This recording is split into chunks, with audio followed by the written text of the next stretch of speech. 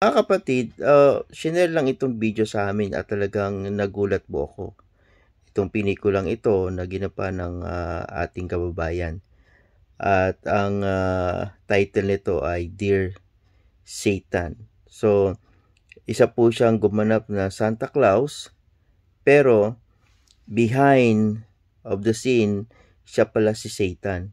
At pinapakita sa pinikulang ito na si Satan ay pwedeng gumawa ng kabutihan.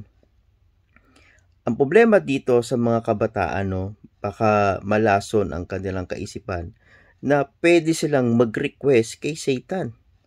So, yun ang magiging problema.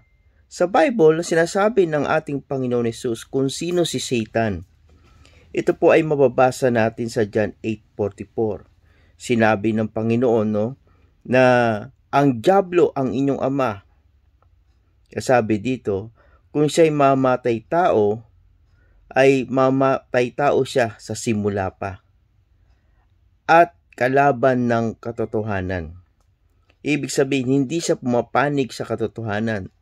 At sinasabi rito, kung siya'y sinungaling, likas na ito sa kanya sapagkat siya'y sinungaling at ama ng kasinungalingan.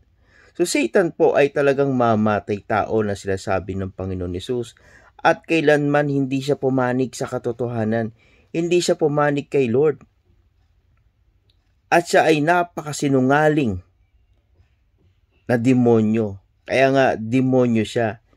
Kaya sa pinikulang ito ay nakapangamba, baka yung mga kabataan natin, no, na iisipin nila pagtapos silang mapanood ang pinikulang ito, magre-request sila kay Satan. Yan po ay napakamali. Kaya mga kapatid, para po sa atin, gabayan po natin ang ating mga anak, lalo-lalo na sa pinapanood. Dahil hindi natin pwedeng biru-biruin ang Diyos.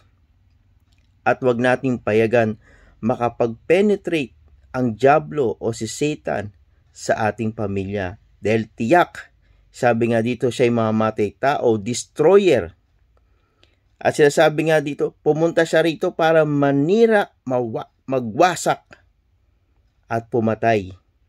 Yun po ang purpose ni Satan dito sa earth. Itong earth na ating ginagalawan. Nandito siya para i-destroy tayo, nandito siya para wasakin tayo, nandito siya para patayin tayo. Kaya mga kapatid, lagi niyong ilapit sa ating Panginoon Hesus ang inyong mga anak, ating pamilya, na huwag tayong ma-deceive. Maging sa mga pinikulang lumalabas.